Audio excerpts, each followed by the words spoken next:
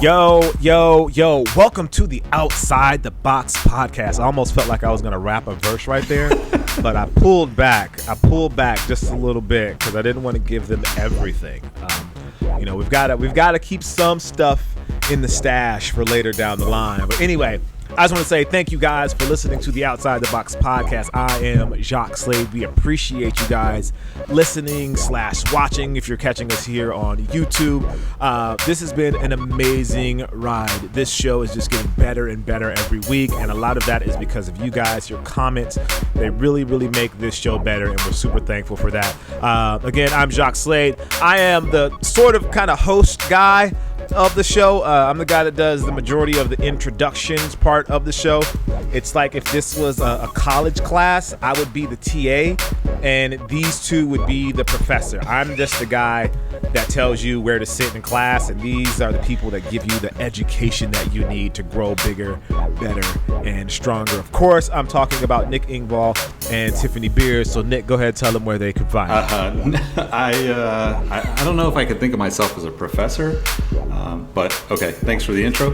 You can find me at Nick Engvall on all platforms, or my site Sneaker History at Sneaker History on all platforms. But really, I'm just more like, I guess, like in Jacques' example, like a desk leg or something like that, holding up so Tiffany can tell them where they can find you, Tiffany. Yeah, I think I'm the one grading the assignments. Yeah, for sure. Tiffany Beers. I've been in footwear for over a decade. I used to work for Nike, Tesla, and Rubbermaid, and I may have ridden on Daytona's racetrack on the back of a superbike and went 177 miles an hour. So there's two things in there I'm going to interrupt. First, I love how she just drops the Tesla plug. Just like, oh yeah, I've worked at Tesla. I've been there, done that. And then the fact that you just throw around this race car stuff. See, last time we heard about you in race cars, it was just like, oh, I've been like part of the pit crew. And that's one thing. But it's another thing entirely to be like, oh yeah, and I went 140 miles an hour around the racetrack. Could you please, I'm curious. Please explain that, and why weren't you in fear of your life? Well, it was on the back of a motorcycle, and do you guys remember Michael Jordan Motorsports? Oh, yeah. Yes. So we were helping them with some product and for designs on the bike, and I had an opportunity to meet with some athletes, and they said, hey, you want to go for a ride on the back of the 2-Up motorcycle? And I was like, sure, why not? It was terrifying. It was really terrifying, but it was super fun. So yeah, they give you a ride on the back of Jason Pridmore. Wow. He is pro superbike rider, and we went 177 miles an hour. Oh, 177. I said 140, so I discounted you 37 miles. So I apologize for that. So another takeaway from that, I love how this onion is just unraveling now. So you helped design the bike. No, I was more of a kind of production assistant. Mark Smith would design the kind of the colorways of the bikes and like some of the graphics and things that would go along with it on their leathers and on the gas tanks and all kinds of stuff like that. Is that still around? Oh, good old Smitty. Yeah.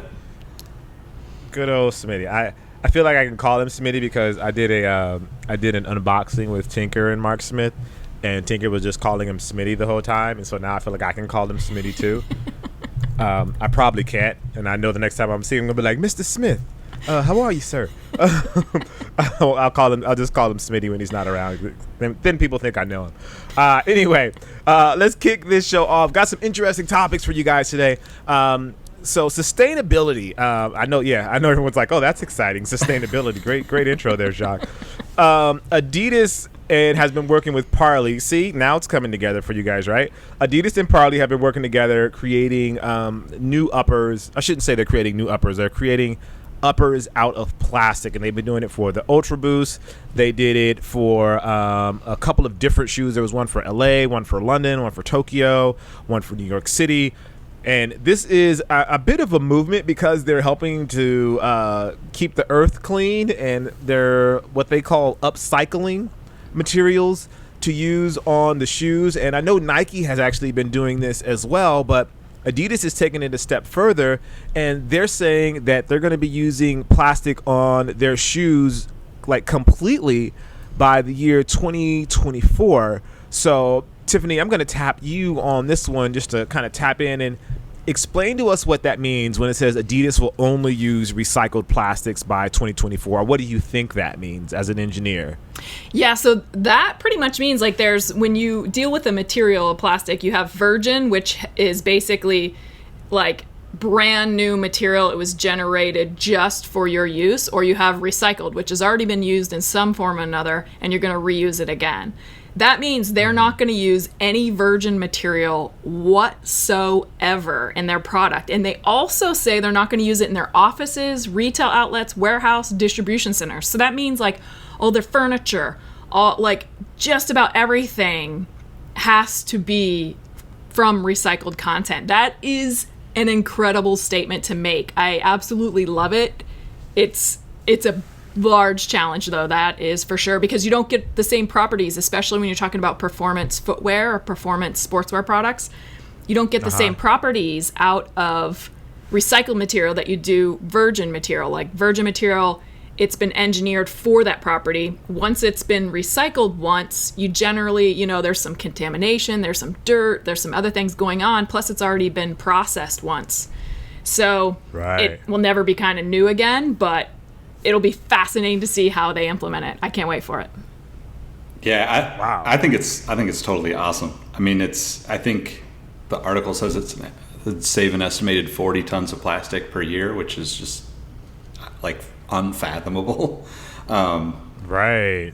But I think the other thing that's kind of interesting, there's a like tidbit down towards the bottom of the article, basically says that by spring and summer of 2019, 41% of the apparel line will already contain recycled polyester. So it's just huge steps. Yeah. So Tiffany, can you, and this is going to be a bit of a chemistry lesson, but can you do like a layman's term for like, what does that mean? Like 41% recycled polyester?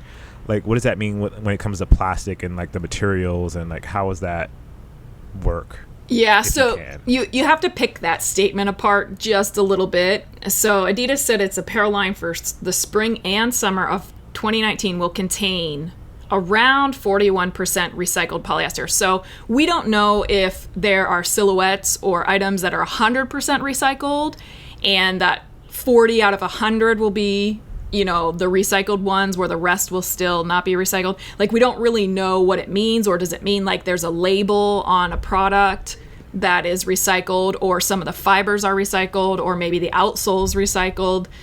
So you kind of don't know. I guess you can just assume that of 100% of what they're going to have on market in those 2 seasons, somewhere in there, almost 50% is recycled, which is unheard of. Phenomenal. And polyester, that's like a thread basically that they use, right? Yeah, polyester is probably the most common fiber that you'll find. It's just really easy to use. It's really easy to process. Like all of your yarns that are like threads in the store that you can buy at like Joann's or anything, like almost 100% polyester. There's some nylons and some specialty ones, but mostly everything's polyester. Most of your fabrics are made out of polyester, your shirts and things. It's just a really great plastic that gets extruded and spun into yarn. Oh, okay, so for a lot of people that don't know that, like, it's not a natural thread generally that they're using on your shirts. It's most of their shirts are made out of some sort of plastic and polyester cotton blend sort of thing. Yeah, so cotton generally is a natural spun fiber, but polyester, nylon, spandex, those are all synthetic plastic fibers, if you will, that are different formulas of materials. Got it. So, and this is something I try to explain in my videos as well. When people think about prime knit, they often think about the thread in particular, but it's not. But prime knit isn't the thread; it's the actual way that the knitting is happening. Is that the same thing with Flyknit? Is that Flyknit isn't a particular thread, but it's more of the process of creating the thread? I mean, creating like the patterns and the way that it's made, right? Yeah, it's more of the process that it's constructed. So the Prime Knit and Flyknit, they're both referring to knitting machines. And now they may knit differently based on what they've developed over time, but they all use threads or fibers. Generally, you call them fibers. And the fibers can be all kinds of different, like there's stretch fibers, there's bondable, fusible fibers, you know, like in Adidas's AM4LA, they fuse bond that upper to the tooling. And someone wrote a comment saying that it was actually using fused, so it's basically a fiber that has adhesive on it that will automatically stick to something. So yeah, knit process just contains a whole bunch of fibers, just like woven. Like the woven process contains a bunch of fibers to make flyweave, which is Nike's woven fabric. So right, got it. So for, let's say, you mentioned kind of like the, I guess like in like more layman's terms, like I guess like the pliability of plastic that has been recycled is a little less. I don't know what the word would be, but like, is that going to affect performance? Like, I think of like, you know, like the top tiered athletes in the world obviously expect a very consistent feel and performance out of their shoes and their apparel, right? So is this more challenging then from a engineering standpoint? Absolutely. I mean, generally when you're going to use recycled content, you use a percentage of virgin content and a small percentage of recycled so that you still get most of the properties of the virgin material. In this case, it sounds like they're going full recycled, so they will have to adjust and modify their processes to work with that material. If you look at the AM4LA, I just reviewed it, actually posted it today or yesterday. That upper, the hand, they call the softness of a material, like when you feel a shirt and it feels soft to you, it's called the hand. That hand of recycled materials is generally a little more abrasive, a little rougher, not quite so soft, not quite so pliable. Yes. And so from a performance standpoint, it will definitely be a challenge. However, you've seen some amazing materials moving forward, and materials of focus if we want to get more sustainable, and many, many companies have been. So like we were talking earlier about cushioning and Boost versus React, you know, the chemical companies are working on creating new foams for better performance. Well, same thing, those same chemical companies and the same plastics companies are working on new fibers to get more sustainable. Like that'll be a constant that we see in these industries moving forward. Interesting. So when you guys, so like for the Parley stuff, a lot of, you know, just to kind of further along this explanation, is that when they say this, the Parley shoes, like it's the fibers that are made out of the Parley plastic that they're recycling, not actually the shoe isn't made of plastic, but Parley is providing the fabrics that are helping with that design. So that's pretty cool. And like if you read actually further along down into that article, it says something like by the year 2050 that there will be more plastic. What it says, research shows there will be more plastic than fish by weight in the world's ocean by 2050, and only 14% of only on a global basis, only 14% of plastic is collected for recycling. That's crazy. As compared to, which is compared to 58% of paper and 90% of iron and steel is recycled, which is pretty insane. And this kind of all goes like, I think we all rely on plastic in a way, and we don't necessarily think about it that way, about how much plastic we use in our everyday lives. But there is just a ton of it that comes into play with everything that we do. So it's pretty cool to see Adidas taking this step and really making that change. And I think it's obviously better for the world, which is obviously a big deal. Yeah, got to change the world. I think it's cool to see companies get behind this too. Like I just not too long ago read an article saying that Seattle is going to ban plastic straws in the city, and I know that Starbucks is trying to eliminate plastic straws from its stores over the next whatever amount of time.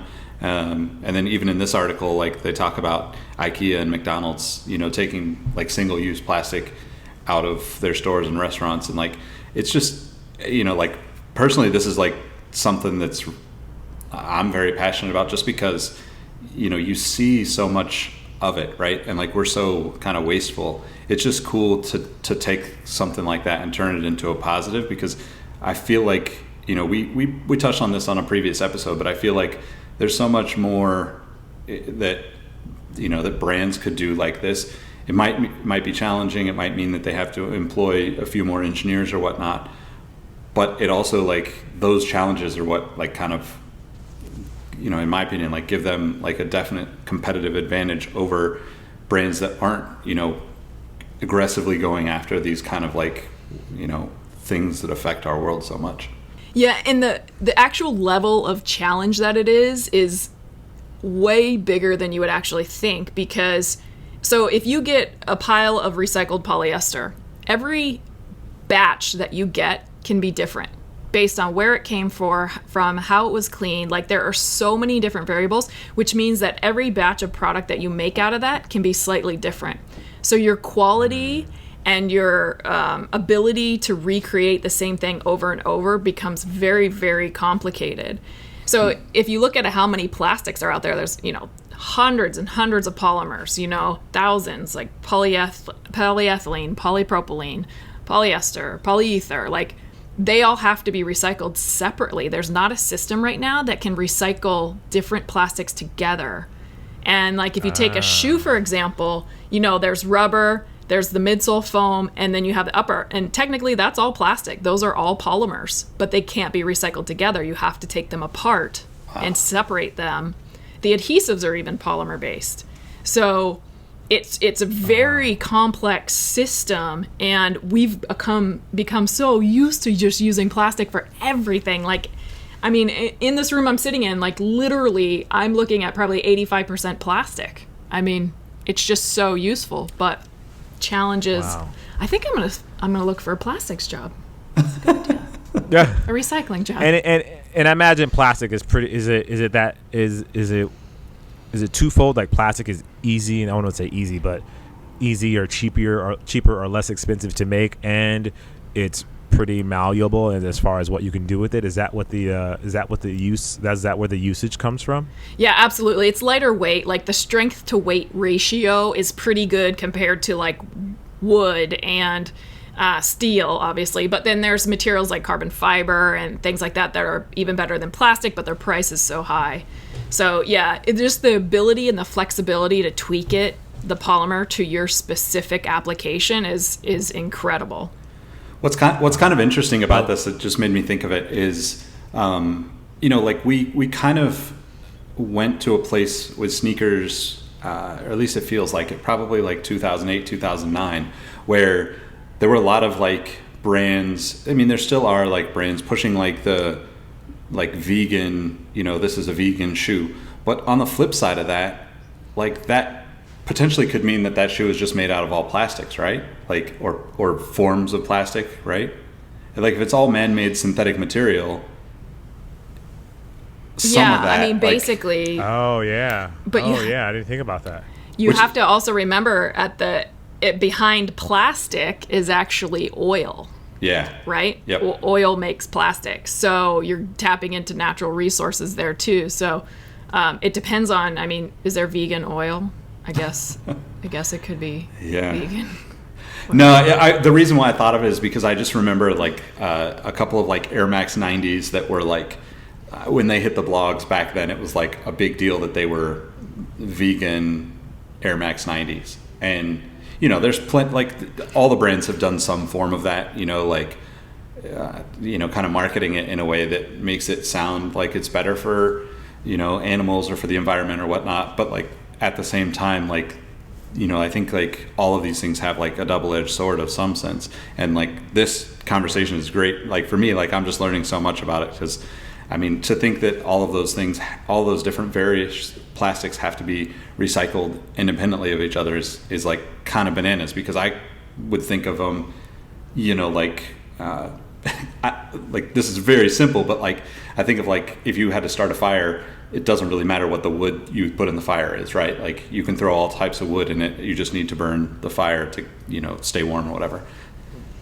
Right. Yeah, Same. I was trying to think of an analogy that works, but I haven't yet. All I can think of is food-based ones, and that's just gross. So basically, the other thing you have to think, if you have a jersey or a shirt that's 100% recycled polyester, the second time that it gets recycled, now that material's been recycled twice. And then the third time it gets recycled, it's 3 times. Like, the further you get from virgin material, the properties get worse and worse and worse. And there does become a point where you can't use it anymore, or it has to be such a low percentage, or it really impacts your color or your properties entirely. Wow. So I'm curious to see how they're gonna work with that and how they're gonna recycle too, because I mean, if the whole world gets on board and does a good job, we might run out of recycled materials. Wouldn't that be amazing? Yeah, it'd be a great problem to have. That would be amazing. Yeah, my buddy AJ, she just went on a ship, on a research vessel, and they went out to like these islands that are literally out in the ocean, just made of plastic, and seeing how they impacted animals and stuff like that, like animals with like plastic caught around their necks and that are eating plastic and that have like bellies full of plastic, or animals that die just because they have these. It's crazy. It's pretty crazy how much plastic impacts our planet, and I don't think people realize it, or because it's not something that's visible, because we just kind of throw it away and it goes to a trash dump and we don't see all of it. But it's pretty crazy, and the fact that like these sneaker brands are really taking an effort at least to really help fix that situation and fix that problem is commendable. I didn't think it was as hard as you just told us it was, Tiffany. In my mind, they just got all the plastics and put them in a giant pot and stirred them all together and squeezed them out into a new shoe, in my mind. But obviously, that's why you're on this show, and I'm just the guy with the sexy voice. So keeping that in mind, I think that's pretty cool. So shout out to Adidas and everyone that's making that move. Now, talking about putting everything in a pot and squeezing out a shoe, Big Baller brand is a part of Skechers. That was a terrible transition, and I just wanted to say Big Baller brand in there somewhere. So Brand Black is actually parting ways with Skechers. I don't know how many of you out there know this, but Brand Black is actually owned by Skechers, or was previously owned by Skechers, and Brand Black is actually who does the designs for Big Baller brand through their offshoot creative design agency.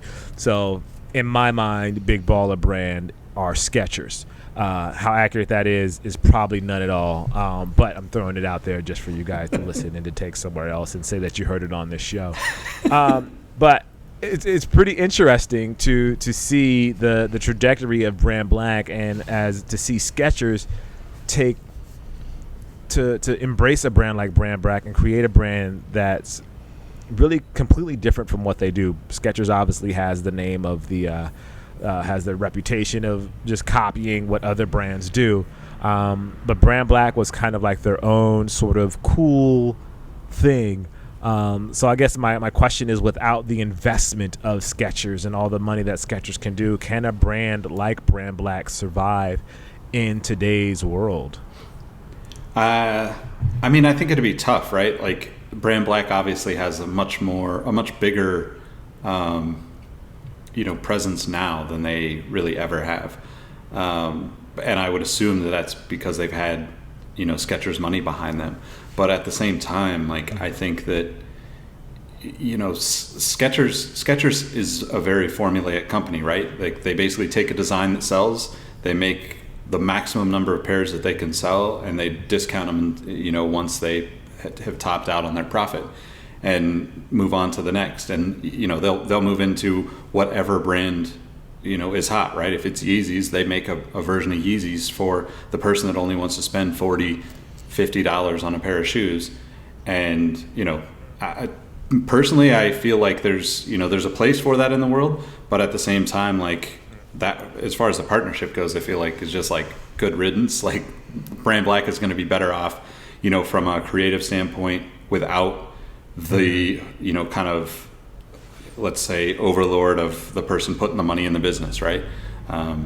Because they came from a very authentic place. It was a very, I think I'm pretty sure, I can't remember the guy's name, but I'm pretty sure he's from like the family that started Kenzo, the Paris fashion brand, which, Yep. you know, like that's a long line of fashion oriented, you know, kind of people. And I definitely remember seeing interviews where he was talking about, you know, collecting Nikes and Jordans back in the day. So I don't know, Tiffany, do you think that money behind a brand is, you know, like how important is that? Oh man, that's a great question. This is obviously purely from my own perspective. I don't really have a ton of knowledge about this, but I would say, you know, where money comes, direction, right? And anytime money's leading your direction, it's leading your design, it's leading, you know, it impacts 100% of stuff, you know? So it's hard to be independent from where you're getting money, I guess, is what I think. And so I'd love to know more about why Brand Black actually and Skechers kind of fell apart. It was surprising to me that they were even associated. I had no idea that Skechers owned them. So I think they'll do well outside of Skechers because they would have learned all of the basics and all of, you know, that's a thing with associating with a bigger brand. You get to see how mass production really happens, and Skechers no doubt can produce a lot of shoes. So they will have learned all of the fundamentals, if you will, from Skechers, which is fantastic. If you start on your own, you don't get that. You have to learn it on your own, and that's a very big learning curve. Yeah. So I think they'll do well because they've had that experience. One thing that so here's... Oh, go ahead. Go ahead. I was just going to say, one thing that's interesting is I was just reading a little bit more into that article. It says that in April, Skechers, who was the majority shareholder due to their large investment in Brand Black, decided they no longer wanted to support the brand. And that was from, you know, the CEO or whatever, the founder, David Reyes. Which is interesting because you would think that Skechers would want to be a part of the energy. Something cool. Yeah, something cool. Or some sort of energy.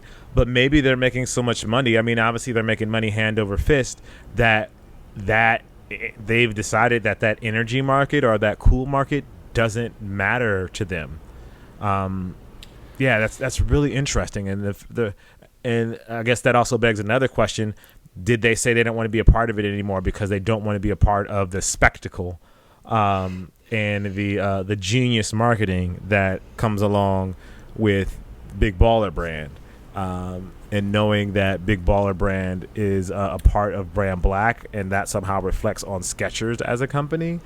That's interesting. That could definitely be the case because, you know, just thinking about the people that I know that are familiar with, you know, LeVar Ball and all of that kind of stuff, the age range that appreciates him or finds him entertaining is absolutely younger, you know, like I would say like teens to 20s, you know, some into the 30s. But I would argue for Skechers as a brand, their target audience is probably 40 to 60 year olds. Like that's, you know, it's someone who wants to have something that, you know, looks kind of cool, but they don't really care if it's a real brand name, you know, not that Skechers isn't, but like they're not wearing it for the brand name, right? They're wearing it because they think it's comfortable and they think it looks okay. So that, you know, like LeVar Ball could be absolutely, you know, part of the reason of that, and Big Baller Brand being associated with Brand Black could be, you know, like the polarizing thing that, you know, Skechers kind of just said that we've got to back away from this. Yeah, that's super, super interesting. It makes me, now I'm really starting to wonder why Skechers would pull away, and I'm curious. So I don't think that, I mean, it takes money to be the popular or the heat product, right? Like it takes a lot of money to get those collabs and all that stuff to come together versus the money that you get from it. Like Nike and Adidas, they're so big, they have enough money to like do that inspiration stuff off to the side and kind of make it happen, and it doesn't necessarily impact their bottom line. But a company like Skechers, you know, they're at a lower price point. They sell a different kind of product. it might have just simply been a business decision that they didn't have enough funds to support it in the way that they wanted to be supported. You know, you have to pay all the influencers. You've got a lot of different costs associated with that. Yeah, most definitely. I mean, and I think too, like the markets are so drastically different for a Brand Black shoe and Skechers, right? And or even like Big Baller Brand, throw that in the mix, Yeah. right? Like it's going to fall on the Brand Black side, but Brand Black is you know, a very boutique type shoe type company, right? Like that's pretty much everywhere you're going to find them is, you know, in like the smaller stores, maybe like the higher end, you know, big box stores. But I just think like the partnership seems odd thinking back on it now. Like, you know, I wonder at what point Skechers got involved, and, you know, like it absolutely seems, you know, looking at like you said, like, you know, the money is like driving everything, right? So like those, you know, few founders or, you know, handful of people that worked on Brand Black for the first, you know, few years where they were really hustling and bringing it to market probably are, you know, it's probably a mutual parting. It's, you know, they're happy to have a little less. They've probably learned a lot from Skechers, and they also don't want to have to go down the path of thinking about like seeing what they probably are proud of at $150 shoe or whatever get dropped down to like a $40-50 shoe, you know, in a Skechers store down the road, because, you know, at some point it does become a business decision and a money decision for the company. So Yeah, and it could come down to production space. You got to fight over production space. Like, you know, Brand Black wants this model to be bigger and more, but there's just not enough volume with everything else going on. Like there's all kinds of scenarios that would make sense for Brand Black to go do their own thing. Right. Yeah. And you never know. I guess you could see maybe that is their goal. Maybe Brand Black's goal was to be bigger, and maybe you know, they were butting heads with the people at Skechers, and they never wanted to give them that room or that, you know, the room to really do what they wanted to do, and so it became a bigger issue. So it's always infinite possibilities here, but I guess it's just interesting to see them go. I thought Brand Black would hopefully, well, I guess I shouldn't say that. I was like, my thought was that Brand Black would always kind of grow out into be this bigger brand, but just because they're not with Skechers doesn't mean that they can't anymore. So just they have to do it in a different way, which is interesting. I mean, and as crazy as it sounds, like the energy around Big Baller Brand, even though like I'm not really a fan of, you know, the antics that go along with it, it definitely is all over LA. You can't go anywhere in LA without seeing somebody wearing Big Baller Brand stuff. Huh. And I think that you know, this kind of, you know, back to our conversation from a few weeks back about LeBron, like that's the kind of support that I think it's almost overlooked in a sense, right? Like if something can become regionally that powerful, you know, I would even, it's, you know, you would never know, but I would even guess that Big Baller Brand is probably, maybe not the footwear, but the brand itself is probably more well known and more represented, you know, by people wearing it in LA than Brand Black is across the world. Yeah. So I would say I would definitely imagine that more people know about Big Baller Brand than they know about Brand Black. And that's just you know, that's just the nature of, you know, with Lonzo being in the NBA and how big of a spectacle his dad became. So that's for sure. I'd agree with that 100%. But moving on from Big Baller Brand, Jordan did a collaboration with Vogue, or Vogue did a collaboration with Jordan. I don't know exactly how to put that, but the Jordan brand folks, they have a collaboration coming out with Vogue, I guess is the way that we're going to put it. But so really, it's an interesting take because women are a big focus in the sneaker world right now. If you look anywhere with the marketing, with the messaging that we're getting on TV, that it's a heavy focus on women, which is awesome because there are a lot of women sneakerheads that don't get the shine that they deserve, but they're becoming a bigger focus in the world today. And so this latest collaboration with Vogue is a little out of nowhere just because it's with a magazine. And so that's a little bit odd, at least in my eyes. I guess I can see Vans and Thrasher doing some sort of collab, but with Vogue, it just seems weird.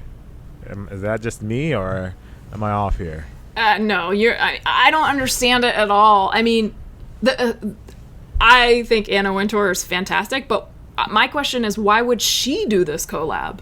Like, I don't think this collab makes any sense at all whatsoever. And I mean, again, the level of collab, we kind of talked about this in the last episode, is like minimal, right? Logo on the bottom, right. a tag, and sock liners.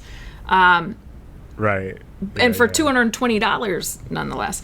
But I just don't get the story behind it. Like, she's amazing.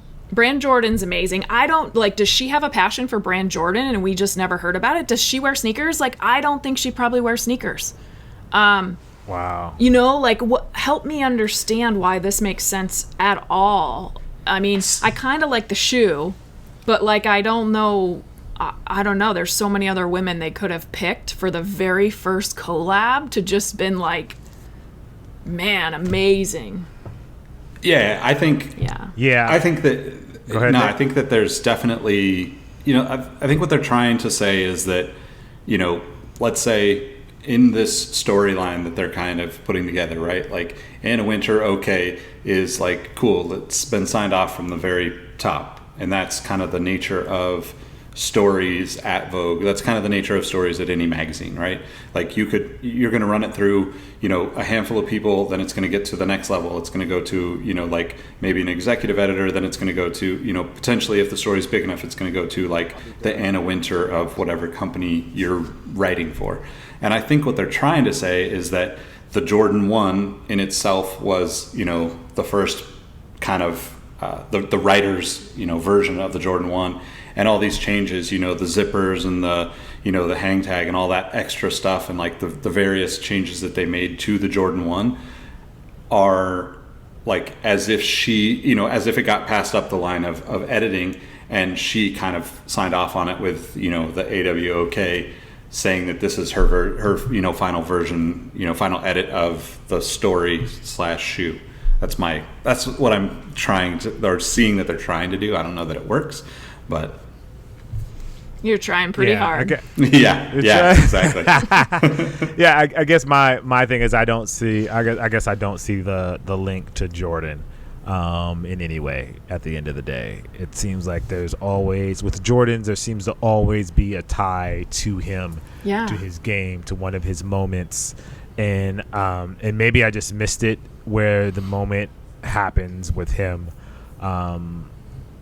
I get that they want to do women's colorways, and like that's fine, but a collab with Vogue, just, I don't know. It feels like it's just two big brands linking up, and there's really no true, and I hate to use this word, synergy between them. There isn't a real tie between the two. I think they're just saying, oh, this is a women's Jordan. It's the Air Jordan 1 High Zip, and women read Vogue, so let's make a edited by Vogue line of Jordans, when like it just doesn't make sense again. I mean, it's but again, it sounds like somebody, you know, in marketing or, you know, that side of the business was like, well, we're trying to get, you know, deeper into the women's business. We're trying to push the women's business. Who has the authority in women's fashion? And they went, oh, of course, Vogue, right? And, you know, Vogue. We all saw the, you know, Devil Wears Prada movie, so like that's the person that you want to collab with, or whatever it is, you know. I mean, really, like that's probably it, right? So they're probably just thinking, though, this is the easiest way for us to reach as many people as we possibly can in this space. But I mean, I think like if I think the shoes themselves actually are really cool without the Vogue tie, like the zipper and you know, like the hang tag and the tongue tag being different, having this like kind of exaggerated tongue on it is really cool without the Vogue name attached to it, personally. Yeah, I mean, first of all, tell me a woman designed that shoe, please, because now it's going to be famous because people won't understand collabs and they won't understand that the shoe already exists, so they'll think that Anna Wintour designed that shoe or something, you know. And like, as whoever the designer is, and I hope it's a woman, but I don't know, I couldn't figure out who it was, that, you know, they're not going to get any credit for it. And tell me the story about how that designer worked with Anna Wintour and why they designed it in this way. You know what I mean? Like, tell me that story. Give me, like, I don't care. Like, just put Anna Wintour's name on a Jordan. Like, give me a break. It kind of pisses me off, right? Obviously, because There's so much opportunity for it, and just slamming two big brands together without a story is garbage. That's not okay. Like, come on. Jordan Brand does way better than that in storytelling, and I expect it in the women's especially in the women's. And it really was like I feel like somebody was at a meeting and was like, how do we get Jordans into Vogue? Someone was like, let's make a collab with Anna Wintour. That'll get them into Vogue. And now these Jordans will definitely be in Vogue. Yeah. Yep. And it was probably an email. She was like, add a tongue tag and put my signature. Done. Did they even meet, you know? A little. Funny you say that.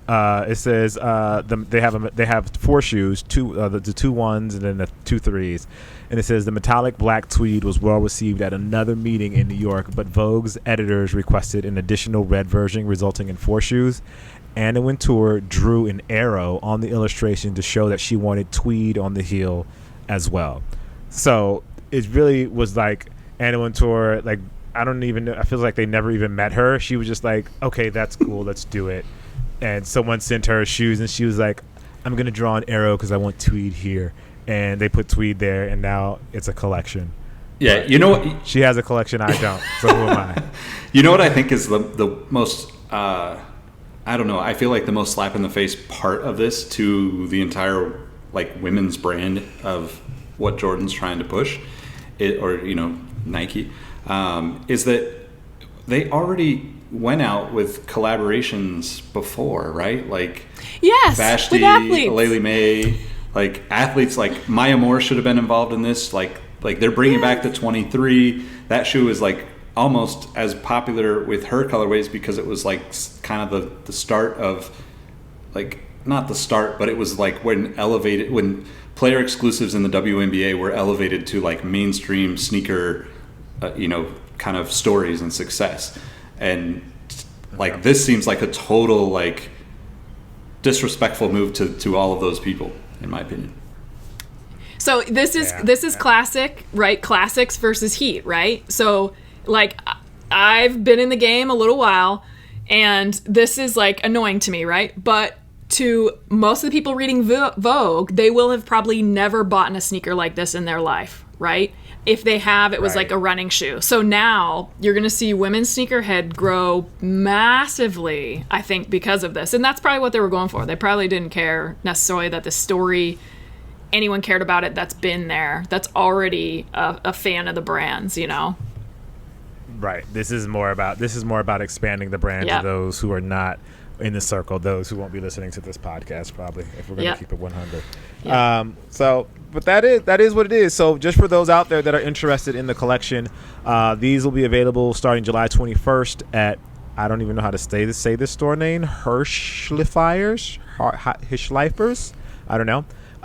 Kith, Nordstrom, and at Jumpman doors like 306 Young in Toronto, 32 South State in Chicago, and it'll also be available on sneakers on July 23rd. And then the 3 will be available starting September 7th, I assume, at those same locations anyway. So with that being said, guys, this is another episode of the Outside the Box podcast. I am Jacques Slade. You can find me all over the internet at Cousteau. And again, this show would not be what it is without the other two that are on this show. Again, I am the teacher's assistants, and they are the professors, Nick Engvall and Tiffany Beers. Nick, tell them where they can find you. Can find me on all platforms at Nick Engvall, NickEngvall, and on sneakerhistory.com at sneakerhistory on all platforms as well. But mostly I'm just kind of the third wheel here, and Tiffany's the start of the show. So, Tiffany, let them know where they can find you. Tiffany Beers on all platforms, TiffanyBeers, and mostly on LinkedIn. LinkedIn. Instagram and YouTube.